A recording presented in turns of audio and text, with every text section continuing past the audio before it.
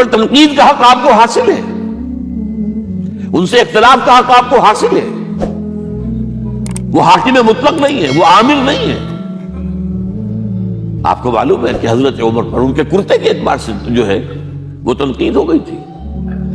تنقید کرنے والا کون تھا؟ سلمان فارسی رضی اللہ تعالی عنہ، جن کے بارے میں حضور نے فرمایا سلمانو منا اہل البیت، یہ تو ہمارے اہل بیت میں سے ہے، اتنا قریب. حضور حضرت عمر خطبہ دے رہے ہیں اور وہ کہتے ہیں کھڑے ہو کر لا سمع ولا طاعہ، نہ سنیں گے نہ اطاعت کریں گے. کلمہ بغاوت ہے. تو کوئی ناگواری کا احساس نہیں. مجمع عام میں بات ہو رہی ہے. کیوں کیا بات ہے؟ یہ جو کرتا آپ نے پہنا ہے یہ ان یمنی چادروں سے بنا ہے جو مال غنیمت میں آئی تھی، اور جتنی ٹکڑا جو ہے ہر مسلمان کو ملا اس سے کرتا نہیں بنتا. اور آپ ہے بھی طویل القامت، آپ کا کرتا کیسے بن گیا؟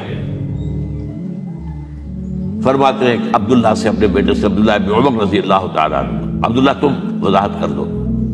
وہ کھڑے ہو کے کہتے ہیں نہ میرا کرتا بن رہا تھا نہ ابا جان کا، میں نے اپنے حصے کا کپڑا ابا جان کو دیا ہے، اس سے ہی کرتا بنا. الآن نسمع ونطیع، بس اب اس کے بعد آپ فرمائیے، آپ جو کہیں گے سنیں گے اور اطاعت کریں گے.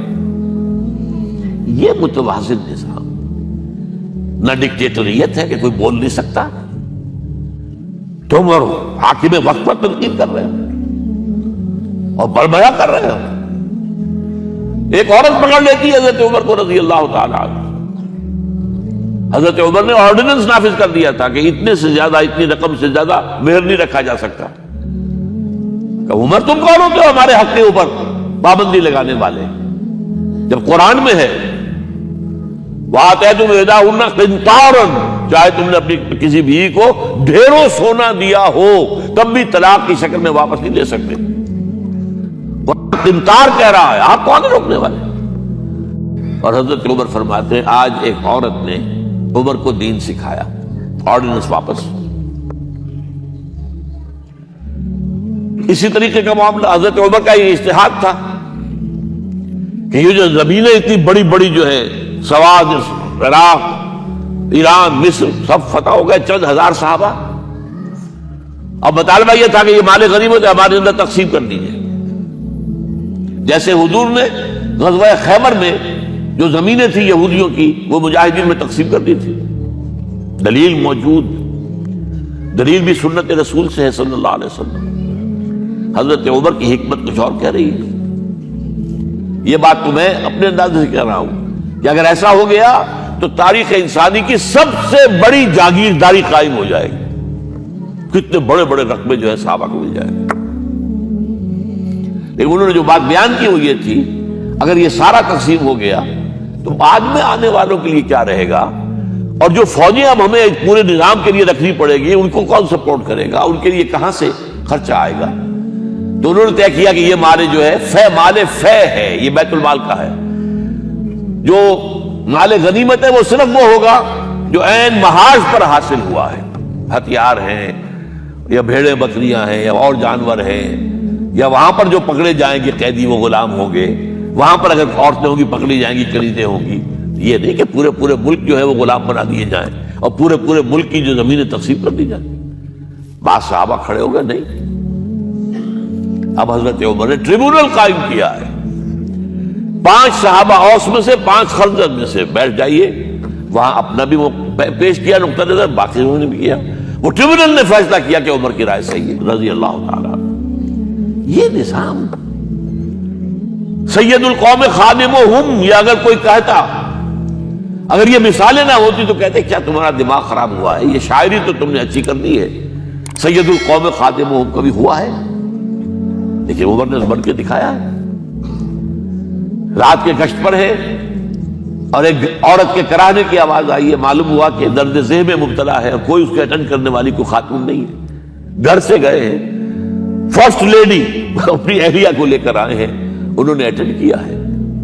اور اس کے بعد بچہ ہو گیا تو اندر سے ان کی اہلیہ کا امیر المومنین مبارک ہو بیٹا ہوا ہے. ایک اور دفعہ اسی طریقے سے گشت پر تھے، ایک گھر میں سے بچوں کے رونے کی آواز آئی. معلوم کیا کہ ایک خاتون ہے اور بچے ہیں، کھانے کو کچھ ہے نہیں. اس خاتون نے کہا میں نے یہ آگ کے اوپر جو ہے ہانڈی رکھی، اس میں پانی ہے، اور بچوں کو میں بہلا رہی ہوں کہ کچھ پک رہا ہے، ٹھہرو ذرا صبر کر لو، اسی طرح سو جائیں گے بھوکے۔ کانپ گئے حضرت عمر، گئے بیت المال سے اور بوری گندم کی لے کر اپنے کندھے پر، اپنے غلام سے کہا میرے کندھے پر رکھو، اس نے کہا میں لے چلتا ہوں حضور۔ نہیں، قیامت کے دن تم میرا بوجھ نہیں اٹھا سکو گے۔ اور وہ اپنے کندھے پر لاد کر لائے ہیں اور وہاں کھانا تیار کروایا، بچوں کو کھلایا ہے۔ یہ نظام، یہ ہے رحمت للعالمینی کا مظہر۔ یہ جان لیجئے سیرت محمدی صلی اللہ علیہ وسلم کے جب آپ مطالعہ کرتے ہیں کہ وہ سارا انقلابی جدوجہد کا دور ہے، اس میں ابھی نظام کی جو خوبیاں ہیں وہ پورے طور پر سامنے نہیں آئی تھی۔ ابو بکر صدیق رضی اللہ تعالیٰ عنہ کا دور خلافت جو ہے وہ بھی کاؤنٹر ریولوشنری موومنٹس کو ختم کرنے میں صرف ہو گیا ہے، جسے انگریزی میں کہتے ہیں للی ان بلوم، نظام اسلام۔ اسلام کا نظام عدل اجتماعی جو ہے ایک کھلے ہوئے پھول کی طرح نظر آئے گا حضرت عمر رضی اللہ تعالیٰ عنہ کے دور خلافت میں۔ مساوات کا اندازہ آپ کر سکتے کوئی؟ خلیفہ وقت سفر کر رہا ہے بیت المقدس کا، کتنے کئی سو میل، میرے کم سے کم 500 میل تو ہوگا مدینے سے بیت المقدس۔ ایک اونٹنی ہے، ایک خادم ساتھ ہے، اسی اونٹنی کے اوپر راشن بھی ہے راستے کا، لہذا ایک وقت میں ایک آدمی سوار ہو سکتا ہے، دو نہیں۔ ایک منزل خلیفہ اوپر بیٹھے ہیں اور خادم آگے چل رہا ہے نکیل پکڑ کر، ایک اگلی منزل میں خادم اوپر بیٹھا ہے اور خلیفہ آگے جو ہے نکیل پکڑ کر چل رہے ہیں۔ جب آخری منزل آئی تو وہ خادم کی باری تھی اوپر بیٹھنے کی، اس نے ہاتھ جوڑ دیے کہ خدا کے لیے لوگ کیا کہیں گے، مجھے کہیں گے تمہاری یہ جرت۔ فرمایا نہیں، الدور دورک، نہیں، یہ تو حساب کا معاملہ ہے، میتھمیٹکس کا معاملہ ہے، یہ تمہاری باری ہے، بیٹھو۔